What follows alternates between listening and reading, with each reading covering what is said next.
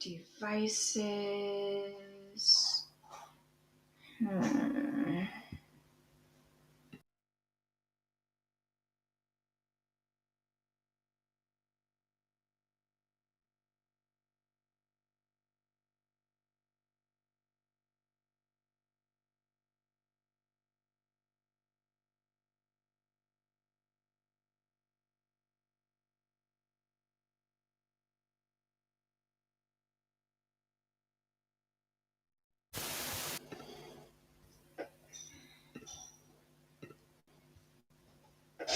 I'm coming back.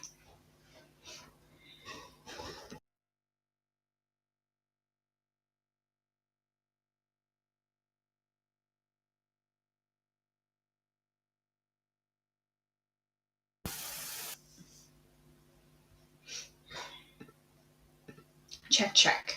That should be working. Okay.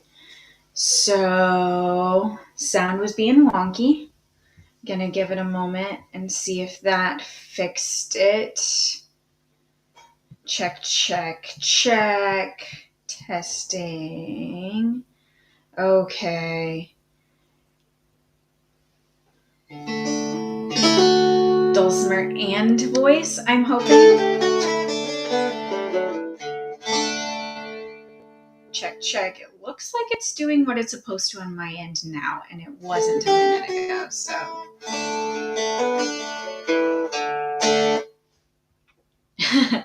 Okay, good. Thanks, Jim, for letting me know about that.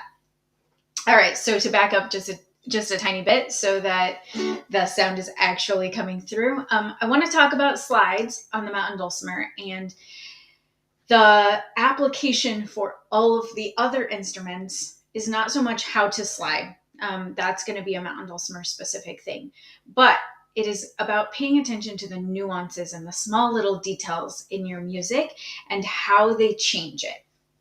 So this started for me a year or so ago, maybe 2 years ago now, when I had a student who said, well, when I see slide in the music, how do I know if I'm supposed to strum it again after I have played the slide?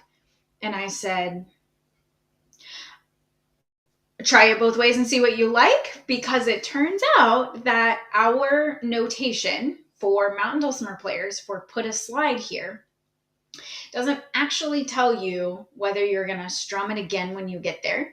And it also doesn't tell you the timing of the slide. And I began to get really specific and curious about how I use slides in my playing. And it turns out that there are like 4 different ways that I articulate slides depending on the context. And so this one thing that looks like it's a really kind of obvious, well, you just slide from here to here, notation in the music is actually just describing up to 4 different possible sounds that it could be making. And so I want to like look at all of that with you, and I want to look at the way that changes your music depending on how you articulate the slides.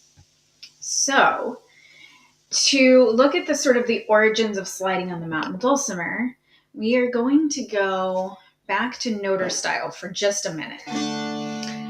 So there's been sort of an interesting resurgence of interest in noter style recently, which I love seeing. And I actually am quite terrible at playing noter style. It's much harder than you might think if you haven't tried it. It's actually a pretty difficult thing to play consistently. But I have my favorite round noter, which I was given many years ago. And I'm going to play noter style for just a minute because I want you to listen for sliding sounds on the dulcimer.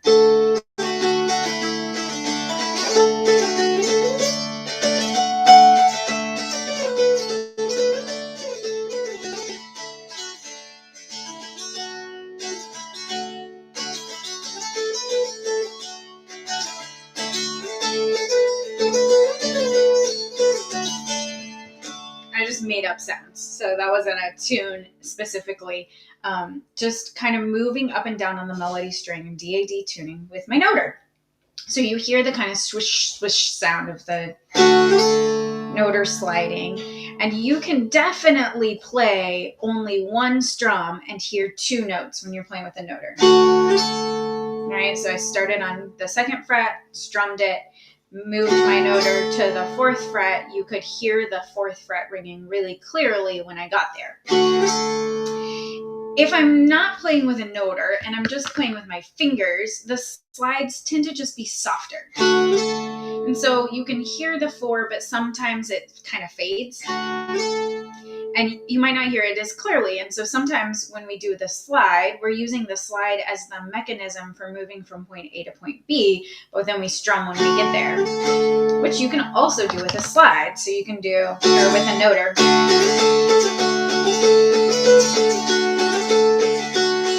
So just going between the 2nd and the 4th fret and strumming all the way is a different sound than strumming once and hearing the 2nd sound. So I can do that with my fingers. But the slide gets softer generally. And sliding down the dulcimer fretboard can be even more difficult to get a nice clear sound. I will say that one of the things that I have figured out, again, by sort of getting super particular about noticing all the details, is that my weight on my finger changes depending on whether I'm sliding up or sliding down the fretboard. So when I am sliding up the fretboard, the weight of my finger is actually toward the headstock a little bit, or to the lower frets. And so it's like I'm pushing my finger up the fretboard by putting the weight towards the back of my hand, which, if I'm using my index finger to do the slide, is a really natural place to put the weight because my other fingers are here. And so the weight very naturally wants to lean toward the direction of the rest of my fingers. When I slide down, however, if I keep the weight that way, it actually is harder to get a nice loud slide sound. And so I actually rotate my hand so the weight is more toward my thumb or my strumming hand or the higher frets. And that in that way, I'm pushing the finger down the fretboard in the same way that I was kind of pushing it up when I was sliding up. And so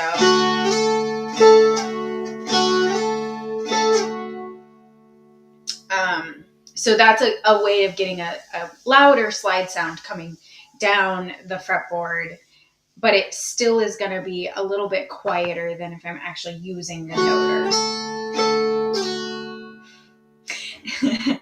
And one of the reasons that a lot of people say they don't like the chromatic Mountain Dulcimer as much for playing traditional music is because the slides do, in fact, sound different, as you suggest, Jim. So you will hear the frets in between. And I don't play my chromatic Dulcimer noter style because you really, really do hear every single one of those frets in between. I still use slides on the chromatic Dulcimer, but what I've realized I do is I sort of start the slide and then I kind of lift up a little bit and then press down again to end the slide. So you hear a little break in the sound actually when I'm sliding on the chromatic Dulcimer. So it is a different tonality. And I might get the chromatic out at the end to show you that part too, because I do use the sliding with my fingers techniques on both the diatonic and the chromatic Dulcimer, but they definitely have a little different sound. So sliding from one note to another note right in time, and doing that as more of a way to move your hand from point A to point B is what I would consider the first slide technique. So I'm doing it in time, I'm strumming when I arrive, and the slide is essentially creating the mechanism by which my hand moves up and down, as opposed to using separate fingers.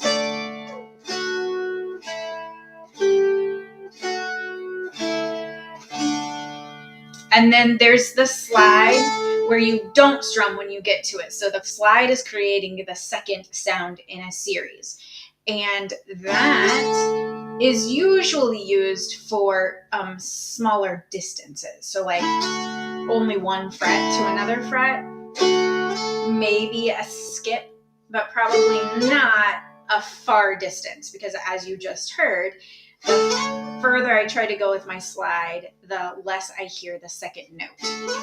I hear mostly sounds. I don't hear the like landing point of the pitch of the second note as clearly. So then slides in context are often used as a way of pushing or pulling the timing of a piece of music a little bit. So instead of the slide being exactly in time with the music, where I'm landing on the second note right on the beat, slides are often used to pull or push the music forward or pull it back a little bit, right? And so slides can be used to create a grace note.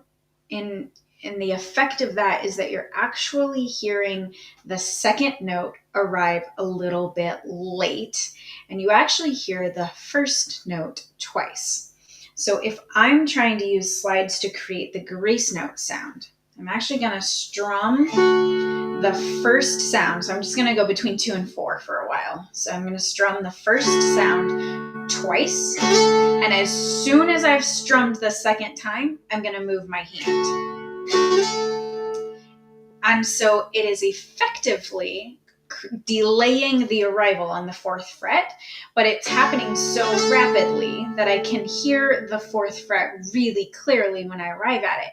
And I wouldn't describe the sound of the second strum as being connected to the 2nd fret really at all, right? So even though I'm actually strumming on the 2nd fret, the pitch that my brain hears with that strum is the 4th fret, is that A note. And so I am playing an A on the 2nd strum, but a little bit late. So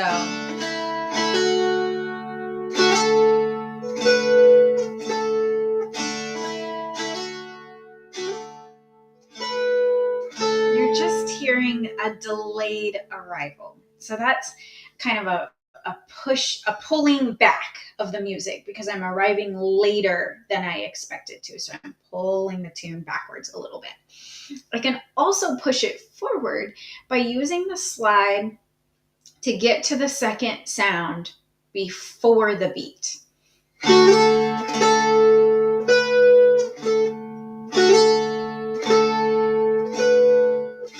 And so in the space of the first strum, you're hearing both the F sharp, the 2nd fret, and the A, the 4th fret. And this effect is actually really, really pretty with chords too. So if you take an L-shaped chord, like a 1-1-3 E minor chord, slide it up, and then strum it after you slide. So my strum rhythm is like 1, 2, but I'm going to slide in between.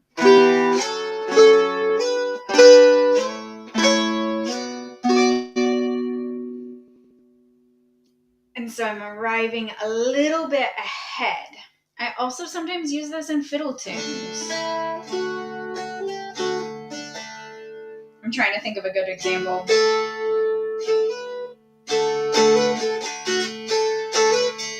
Nope, that's arriving late.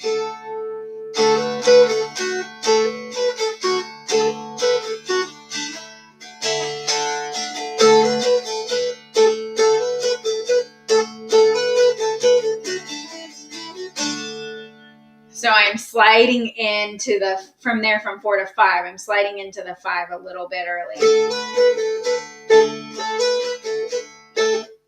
So another great tune that works to practice this technique and strategy is Amazing Grace, in part because we've heard Amazing Grace done a lot of different ways.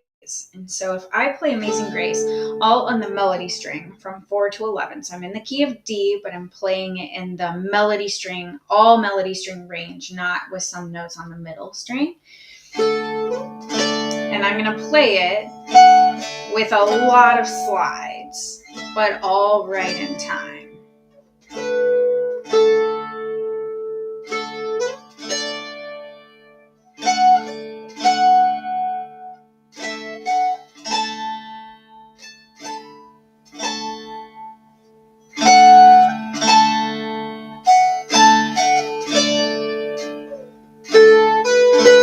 I got there early because it's actually hard for me to do the entire song in time.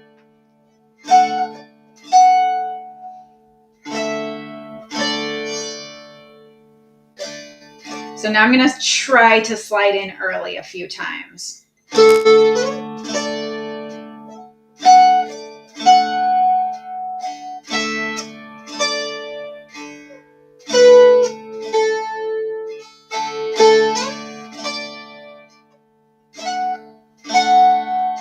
That was late. That was early.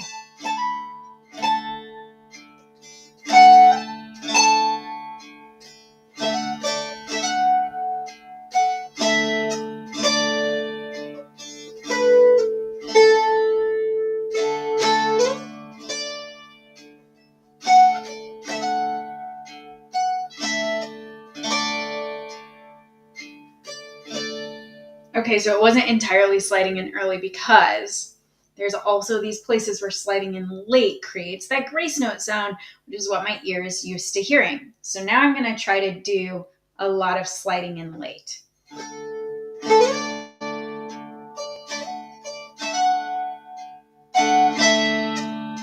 That was early.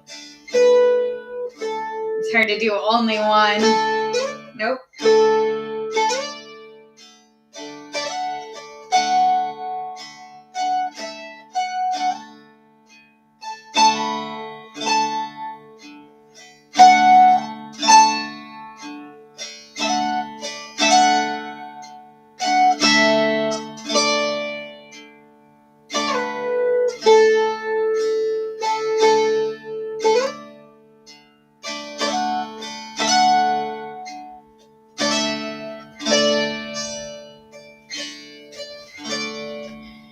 'You may have noticed sometimes when I was doing that arrive late, the grace note effect, even when I was going down, sometimes I would actually hit a pitch, a note lower and slide up into it. So instead of sliding from 7 to 9, which is where the melody goes, 4, 7, 9, 7, 9, I was actually sliding from 8 to 9. 4, 7, 8 to 9, 8 to 9.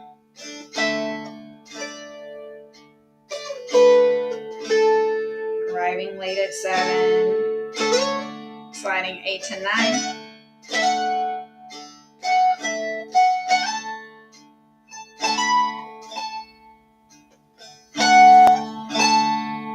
Eight to 9. And so even though the melody was on 11 and it was coming down to 9, I went from 11 to 8 and then up to 9. So that grace note is actually from 8 to 9. And that's a very kind of bagpipey sound with those grace notes pulling you in.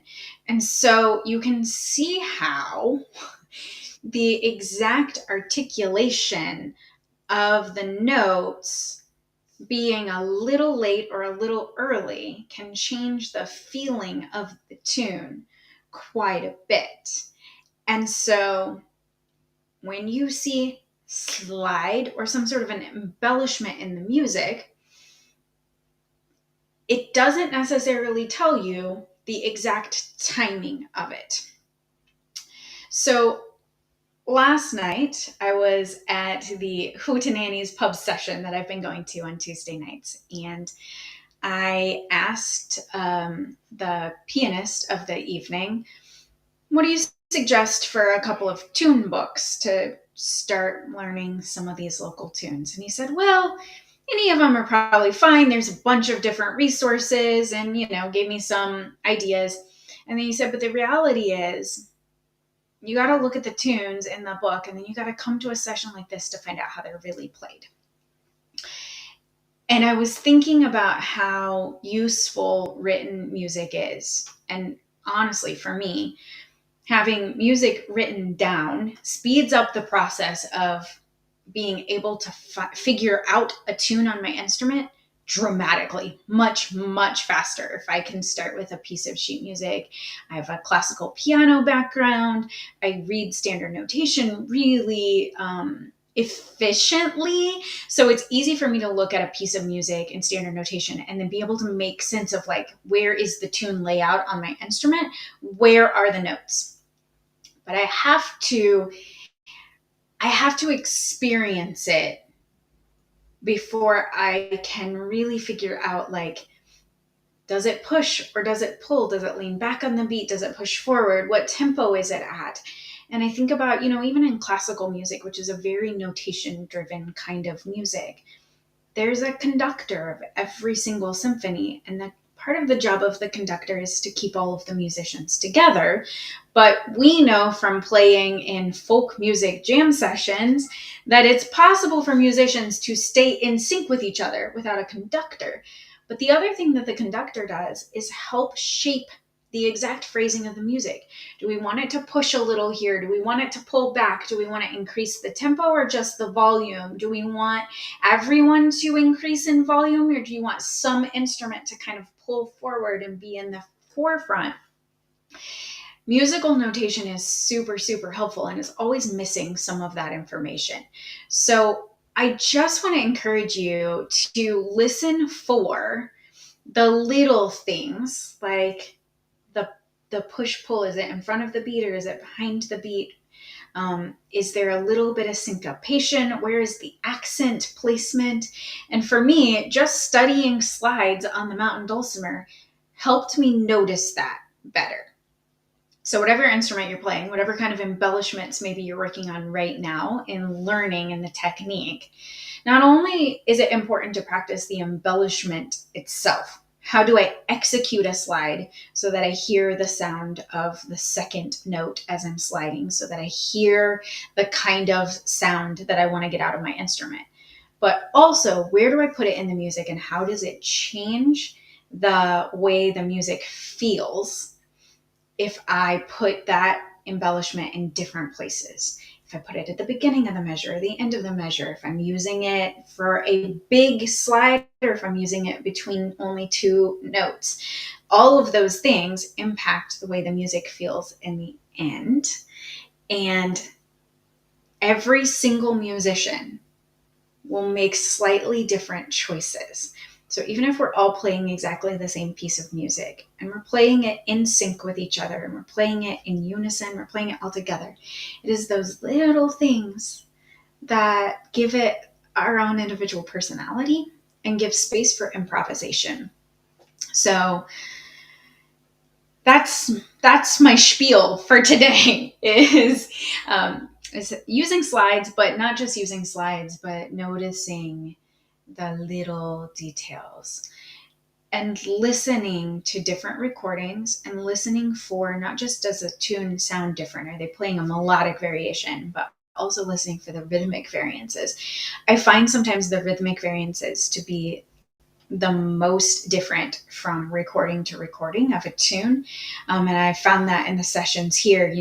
I've now played with 4 different piano players at different sessions, and each one creates a different kind of rhythmic push-pull. Even if the fiddles and the accordions and the pipers are playing the same melodies with a different piano player, it creates a little different rhythmic nuance, and the other musicians respond to that, and it's really amazing. So there you go. Let me just real quick let you know, Steve will be back with you next week for the Wednesday live stream.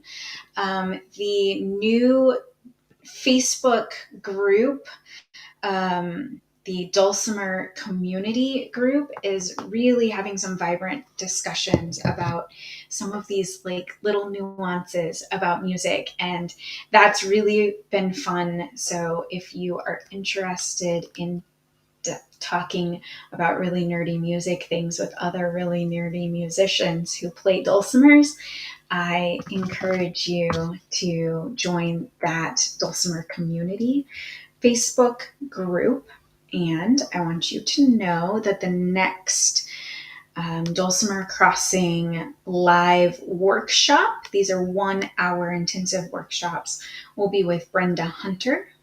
It will be a hammer dulcimer focused workshop, but Steve and I will be there for some Mountain Dulcimer translation, and the topic is Christmas in July. She will be teaching a traditional French lullaby called, in English, Sleep of the Infant Jesus. And so we look forward to, go ahead and mark your calendars for July 20th. I know this week is Kentucky Music Week, and next week is Dulcimer Week in the Wallowas. There's some big in-person Dulcimer events happening right now too. So find somebody to make some music with or learn a new tune. And pay attention to the little details of the music and see where it leads you. Thanks for hanging out with me today for the Wednesday live stream. Again, I am Erin Mae Lewis. It's been lovely to see you all. Bye.